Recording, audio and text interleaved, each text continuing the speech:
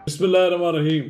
नाज़रीन कराम, पाकिस्तान मुस्लिम लीग नून इंतखाबी दौड़ में सब जमातों से आगे है और उसने पूरे इंतखाबी नक्शे को अपनी पार्टी के अंदर जज्ब कर दिया है और स्टेप बाय स्टेप आगे बढ़ रही है। पहले मंशूर कमेटी बनाई गई, 2 बार तो खैर मरकजी जनरल कौंसिल का इजलास बुलाने की तारीखों का ऐलान हुआ, वो तो अल्लाह के फजल करम से इजलास की तलब करने की नौबत नहीं आई। लेकिन अब एक मरकजी पार्लिमानी बोर्ड तश्कील दे दिया गया है। ये 35 अरकान पर मुश्तमिल इंतखाबी बोर्ड है। नाज़रीन कराम, हम इसका तनकीदी जायजा लेंगे कि ये बोर्ड किन लोगों पर मुश्तमिल हुआ है और किन लोगों को ड्रॉप कर दिया गया है। तो नाज़रीन कराम, अगर आपने मेरा यूट्यूब चैनल अब तक सब्सक्राइब नहीं किया तो बराए करम इसे फौरी तौर पर सब्सक्राइब करें, लाइक करें और अब आपके साथ शेयर करें और आइकॉन का वो बटन दबाना ना भूलिए कि जब हम वीडियो लोड करें तो सबसे पहले आपको इत्तला मिले। तो नाज़रीन कराम, ये जो 35 रुकनी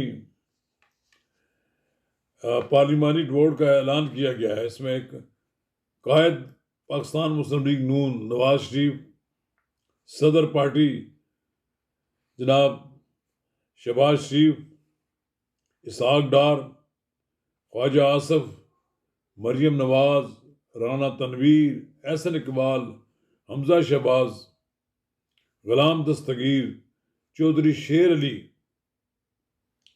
राना सनाउल्लाह, परवेज रशीद, ख्वाजा साद रफीक, सरदार याद सादक, मियाँ जावेद लतीफ़, मरियम औरंगजेब, इकबाल जफर झगड़ा, सरदार याकूब नासर, कैप्टन सफदर, तारक फजल चौधरी, अमीर मकाम, मुर्तज़ा जावेद अब्बासी, सरदार यूसुफ, अता तारड़, अवैस लगारी, ये लोग शामिल हैं। इसहाक डार ने नोटिफिकेशन जारी कर दिया है। मुबारक हो पाकिस्तान मुस्लिम लीग नून को, राजा मोहम्मद ज़फ़रुल्लाह किस कमेटी के मेंबर ने। राजा मोहम्मद ज़फ़रुल्लाह पाकिस्तान मुस्लिम लीग नून के चेयरमैन हैं। जब मुस्लिम लीग नून पर 2000 में इब्तिला का दौर हुआ तो राजा मोहम्मद ज़फ़रुल्लाह उस वक़्त मुस्लिम लीग नून के चेयरमैन बने। अगर चेयरमैन ना बनते तो मुस्लिम लीग नून का शराजा बिखर जाता। मखदूम जावेद हाशमी की क़यादत को कुछ लोग तस्लीम करने के लिए तैयार नहीं थे। ये राजा मोहम्मद ज़फ़रुल्लाह थे जिन्होंने सबको इकट्ठे रखा। फिर ये राजा मोहम्मद ज़फ़रुल्लाह थे जिन्होंने उस वक़्त के आमरे मतलक जनरल परवेज मुशर्रफ की तरफ से 2 साल के लिए अबूरी मुद्दत के लिए वज़ीर आज़म नामज़द करने की पेशकश को मुस्तरद किया। ऐसा बुरा वक्त भी आता है कि पार्टी के चेयरमैन को कहीं कोई जगह नहीं दी गई कि वो एक ऐसे पार्लिमानी बोर्ड को जिसके फैसले तो फिर आखिर में नवाज शरीफ नहीं करने हैं। पार्लिमानी बोर्ड तो एक सिर्फ दिखावे की चीज़ होती है। कोई इसमें बहस बासा भी हो तो कोई नहीं मानता, लेकिन इसमें उन्होंने शामिल नहीं किया। मैं हैरान हूं कि इस पार्लिमानी बोर्ड में शायद अकान अब्बासी भी शामिल नहीं हो। शायद लगता है उनको कि उन्होंने तो मुबारक कर दिए। उन्होंने शायद अकान अब्बासी और राजा ज़फ़रुल्लाह के साथ एक जैसा सलूक किया कि दोनों को शामिल नहीं किया। हालांकि शामिल कर लेते तो कोई क़यामत बर्बादी होती। लेकिन बहरहाल राजा ज़फ़रुल्लाह साहब को पहले तो सेनेट का मेंबर भी नहीं बनाया गया, ना उनको टिकट दिया गया। यानी आदमी बूढ़ा हो जाए तो फिर पार्टी के लिए वो ऐसा घोड़ा बन जाता है जिसकी ज़रूरत नहीं रहती। ये वो लोग हैं जिनकी वजह से पार्टी कायम रही। शायद अकान अब्बासी के जितने नाज नखरे हों, उनका मुस्तकबिल भी मुस्लिम लीग नून के साथ है। वो मुस्लिम लीग नून से दूर रहकर भी अपना वजूद बरकरार नहीं रख सकेंगे। लेकिन राजा ज़फ़रुल्लाह साहब तो बहुत मुताद आदमी है। वो तो किसी ग्रुप बंदी में भी शामिल नहीं होते। उनकी हमेशा कोशिश रही कि पार्टी मुतहद रहे और उनका तर्ज अमल भी ये रहा कि सारे लोग इकट्ठे रहें।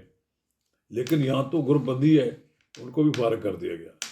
चौधरी जावर इकबाल का ख़ानदान के कोई ना कोई फ़र्द, बेगम इशरत अशरफ और चौधरी जावर इकबाल में से कोई ना कोई होता था। ये दोनों फारिग हो गए। ये चौधरी जावर इकबाल वही चौधरी जावर इकबाल है जब मुश्किल वक्त में जनाब मियाँ नवाज शरीफ के ख़ानदान के अफराद को वो मेहमान उनके बनते थे, मेज़बानी का फर्ज उनके यहाँ मेहमान बनते थे, मेज़बानी का फर्ज जान देते थे। जब इन्होंने चौधरी शुजात हुसैन के घर जाना छोड़ दिया तो ये बेगम इशरत अशरफी थी जो उनकी मेज़बानी करती थी। ये दलेर ख़ानदान है, बहादुर ख़ानदान है, हमेशा नवाज शरीफ के साथ खड़ा रहे। लेकिन ये एक दिखावे की जो बनाई जाती है पार्लिमानी बोर्ड बनाया गया, उसमें भी उनको शामिल ना करना तो सरासर ज्यादती है। कहीं मुझे सरदार महताब अहमद खान भी नजर नहीं आ रहे।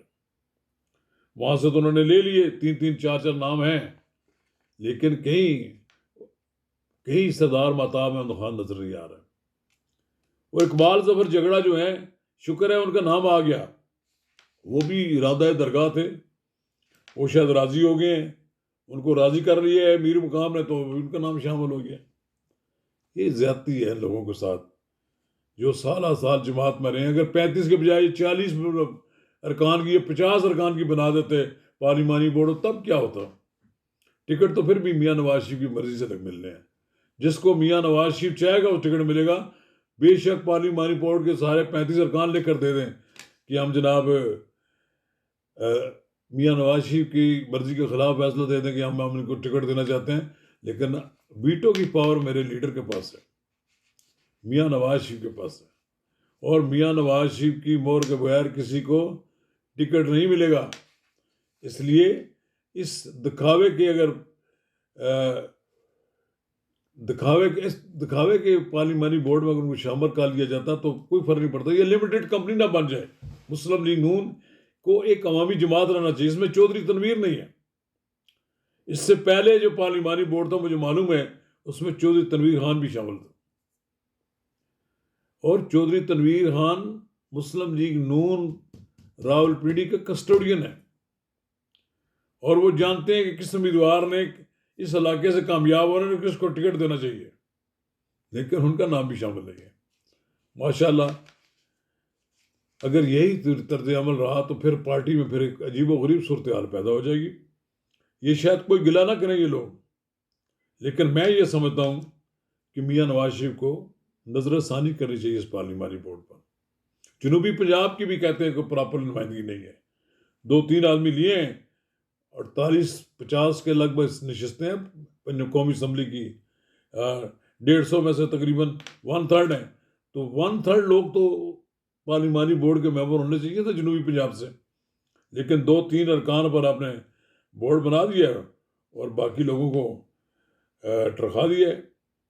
ये एक इज्जत का मकाम होता है, इससे अलावा इसकी कोई गुंजाइश नहीं होती कि आप कहें जनाब के आपको उन्होंने पार्लिमानी बोर्ड का रुकन न बनाते तब भी कोई नहीं बढ़ पा, बनाते तब भी कोई नहीं बढ़ पड़ता। लेकिन बात यह है कि पार्टी की तरफ से एक इज्जत दी जाती है। नवाज शरीफ को खुला दिल करना चाहिए। यहाँ पर लॉबीज और मुकाबले के तौर पर जैसे राणा सनाउल्लाह, उसके मुकाबले में चौधरी शेर अली, इसी तरह राणा तनवीर खान हुए तो वहाँ पर से उन्होंने जनाब मुकर्रर कर दिया उनको, उनके मुकाबले में वहाँ चूँकि मौजूद हैं मियाँ जावेद थी। इस तरह तो ना करें। कुछ तो लोग ऐसे भी हैं जिन्होंने कभी ज़िंदगी में इलेक्शन नहीं लड़ा, उनको आप अगर पार्लिमानी बोर्ड में शामिल करते हैं, उनको क्या पता है कि इलेक्शन होता क्या है। तो मैं तो खुलकर तनकीद कर रहा हूँ इस बात की, शायद ये मेरे दोस्तों को बुरा भी लगे, लेकिन मेरा काम है आपको सच्ची बात बताना। काश कि आप ऐसा पार्लिमानी बोर्ड बनाते कि ज़्यादा से ज़्यादा लोग उसमें अकोमोडेट करते। नहीं कराएंगे तो आपकी मर्जी है, आपको कौन मना कर सकता है। लेकिन बहरहाल इसके नेगेटिव असरात भी मरतब हो सकते हैं। लोगों के दिल टूट जाएंगे। वो लोग जो ज़िंदगी के उस मरहले पर आए कि शायद उनका ये आखिरी इलेक्शन हो और उसका इलेक्शन की कोई नौबत भी ना आए, मौका ना हो, रिटायरमेंट की ज़िंदगी बसर कर रहे हों, उनको तो कम अज़ कम आपको इतनी इज्जत देनी चाहिए। शुक्रिया।